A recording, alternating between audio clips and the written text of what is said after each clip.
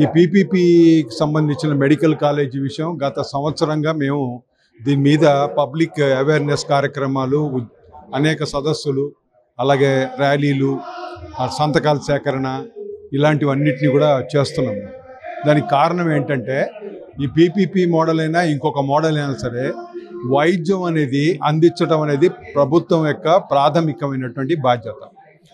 ఆరోగ్యం అనేది ప్రతి పౌరుడికి ఈ రాష్ట్రంలో ఉన్నటువంటి హక్కు. ఇప్పుడు దీన్ని ప్రైవేట్ పరం చేస్తే ఒకవైపు ప్రభుత్వం తన ప్రజా ఆరోగ్య బాధ్యతని వదిలించుకున్నట్టు, రెండో వైపు ప్రజల ఆరోగ్య హక్కుని తీసేసినట్టు ఉంటుంది. ఇంత చాలా ఇంపార్టెంట్ అయినటువంటి సబ్జెక్టు మీద కాబట్టే మేము ప్రజారోగ్య వేదికగా గత సంవత్సర కాలంలో అనేక రకాలు అన్ని జిల్లాల్లో కూడా కార్యక్రమాలు చేస్తాం. ప్రభుత్వం ఇప్పటికైనా గ్రహించాలి, ఎందుకంటే ఇది చాలా వరకు వ్యతిరేకత వచ్చింది. మొదట్లో 99% మేము ఆర్గనైజ్ చేసినటువంటి మీటింగ్స్లో 99% ప్రజలు ఇది ప్రైవేట్కి ఇవ్వడానికి వీల్లేదు అన్నటువంటి నిర్ణయాన్ని కూడా మేము రాష్ట్ర ముఖ్యమంత్రి గారికి తెలియజేయడం జరిగింది. ఇప్పుడు ఈ ప్రతి వాళ్ళు అందరూ జనాలందరూ కూడా పోగొతున్నారు, ఈ ప్రైవేటీకరణ వ్యతిరేకిస్తున్నారు. ఎందుకంటే సామాన్యుడికి అందుబాటులో ఉండేది సర్వజన ఆసుపత్రి. ఆ ఆసుపత్రి, దానికి అనుసంధానంగా ఉండేటువంటి మెడికల్ కాలేజీలో విద్యార్థులు, పేద బాగా చదువుకునేటువంటి విద్యార్థులు ఉంటారు, లేకపోతే రిజర్వేషన్లకు సంబంధించిన వాళ్ళు ఉంటారు. అలాగే వైద్య ఆరోగ్య ప్రమాణాలు అనేవి కంటిన్యూస్గా ప్రభుత్వ మానిటరింగ్లో వైద్య కళాశాలలు బాగుంటాయి. అందుకనే మనకి ప్రభుత్వ మెడికల్ కాలేజీకి ప్రైవేట్ మెడికల్ కాలేజీకి చాలా తేడా ఉంటుంది.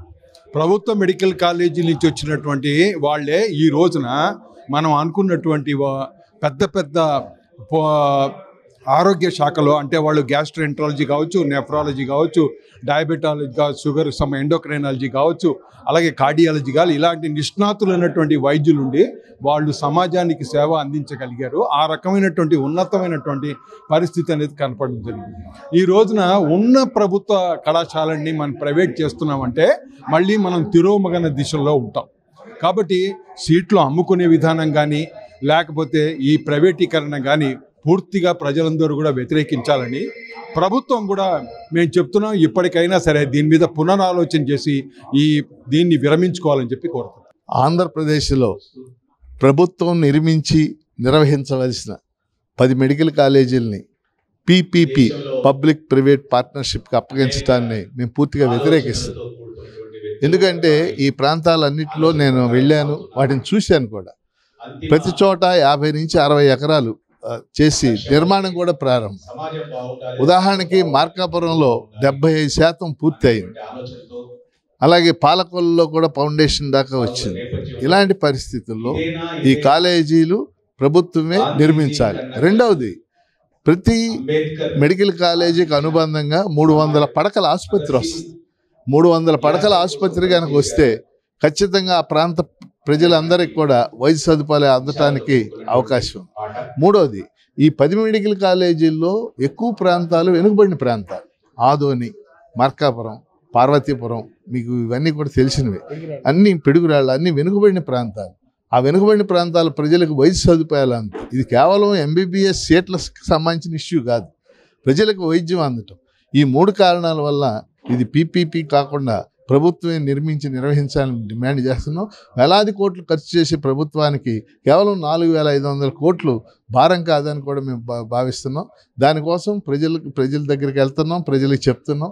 అయినా రాష్ట్ర ప్రభుత్వం మూర్ఖంగా ముందుకెళ్తే నష్టపోద్దని కూడా తెలియజేస్తాం. వల్లంరెడ్డి లక్ష్మణ్ రెడ్డి, జనచైతన్య వేదిక రాష్ట్ర అధ్యక్షుడు.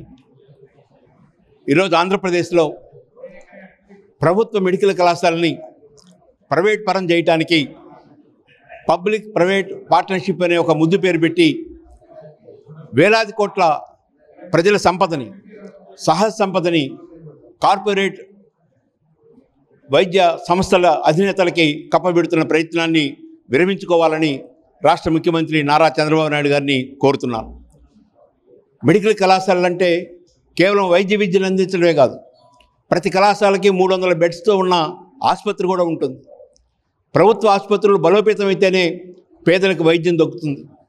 ఈరోజు ఆంధ్రప్రదేశ్లో మంగళగిరి దగ్గర ఉన్న all India institute of medical sciences కానీ, విజయవాడ, గుంటూరు అనేక ప్రాంతాల్లో ఉన్న జిల్లా స్థాయి ప్రభుత్వ ఆసుపత్రుల్లో కానీ వేలాది మంది పేద రోగులకి ఆశ్రయం ఇస్తూ ఉంది, వైద్యం అందిస్తూ ఉంది.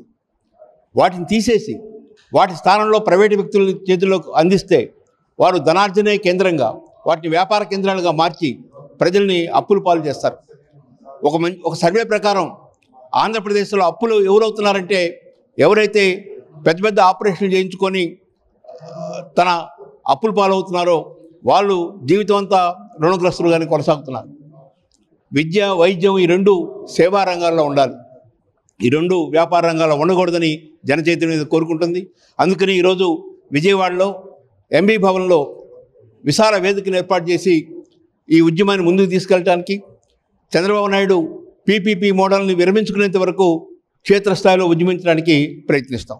ప్రజలకి విద్యని, వైద్యాన్ని అందించేటువంటి కీలక బాధ్యత ప్రభుత్వాన్ని. అటువంటి విద్యని, వైద్యాన్ని కూడా చంద్రబాబు నాయుడు ప్రభుత్వం ప్రైవేట్ వాళ్ళకు అప్పచెప్పేటువంటి పనిలో ఉన్నది. కేంద్ర ప్రభుత్వం 40% గ్రాంట్ తోటి నిర్మిస్తున్నటువంటి మెడికల్ కాలేజీలని గుండుగొత్తగా ప్రైవేటు వాళ్ళకు అప్పచెప్పేటువంటి చర్యకు పాల్పడింది. ఇది చాలా అన్యాయం, చాలా తీవ్రమైన విషయం. ఈ మెడికల్ కాలేజ్ ప్రైవేటీకరణ చేయకుండా ఆపాల్సిన బాధ్యత సమస్త ప్రజల మీద ఉంది. ఒక పక్కన వైద్యం చదువుకునేటువంటి విద్యార్థులకి అందుబాటులో లేకుండా పోతాయి. రెండోది సామాన్య ప్రజలకి వైద్యం కూడా అందుబాటులో లేకుండా పోతుంది. అందుకని దీన్ని తీవ్రంగా వ్యతిరేకించాలని చెప్పి ఈ జరిగే పోరాటాల్లో ఆంధ్రప్రదేశ్ రైతు సంఘం పాల్గొంటుందని చెప్తూ ఉన్నాం. ఇవాళ మన రాష్ట్ర ప్రభుత్వము పీపీపీ పేరు మీదుగా ప్రభుత్వ కళాశాలలన్నీ కూడా ప్రైవేట్ కారికి అప్పచెప్పడానికి పక్కా ప్రణాళికతో ముందుకు సాగుతూ ఉంది. చివరికి మన ముఖ్యమంత్రి గారు ఎంత దూరం పోయారంటే పేదవాళ్లకు కార్పొరేట్ వైద్యం అవసరం లేదా అని చెప్పి ఆయన క్వశ్చన్ చేస్తూ ఉన్నాడు. అరే, నీ ఉన్న ప్రభుత్వ మెడికల్ దీంట్లోనే ఆసుపత్రుల్లో సరైన వైద్యం చేయించలేకపోతున్నావు, సరిగా డాక్టర్లు లేకపోతా ఉన్నావు. ఎవరైనా ఇవాళ ఆరోగ్యశ్రీకి పోతామంటే వారికి డబ్బులు ఇవ్వలేకపోతా ఉన్నావు. ఆరోగ్యశ్రీ కూడా బంద్ అయ్యే పరిస్థితి వచ్చింది.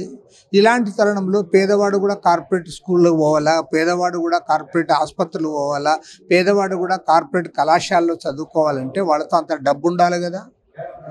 కాబట్టి అంటే ముఖ్యమంత్రి గారు ఏం మాట్లాడుతూ ఉన్నాడో మర్చిపోయి మాట్లాడుతూ ఉన్నాడు.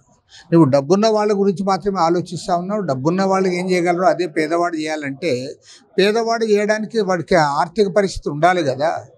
కాబట్టి నువ్వేమంటే నేను మీకు పెన్షన్ ఇస్తున్నాను కాబట్టి మీరు కార్పొరేట్ వైద్యశాలకు పోండి అంటే అది కరెక్ట్ కాదు. ఇవాళ పక్కా ప్రణాళికతో ఒక రకమైనటువంటి ఒక దుష్ట పన్నాగంతో పీపీపీ ముద్దు పేరు పెట్టి ప్రభుత్వ కళాశాలలు, ప్రభుత్వ వైద్య కళాశాలన్నిటి కూడా నీవు ప్రైవేట్కి అప్పచెప్తా ఉన్నావు. నీ అనుయాయులకు దాంట్లో పెద్దపీట వేస్తూ ఉన్నావు. కాబట్టి ఖచ్చితంగా వ్యతిరేకిస్తాం. రాష్ట్ర వ్యాప్తంగా విద్యార్థులు, యువకులు, అన్ని వర్గాల వారు కూడా దీన్ని వ్యతిరేకించాలని చెప్పి విజ్ఞప్తి చేస్తాం.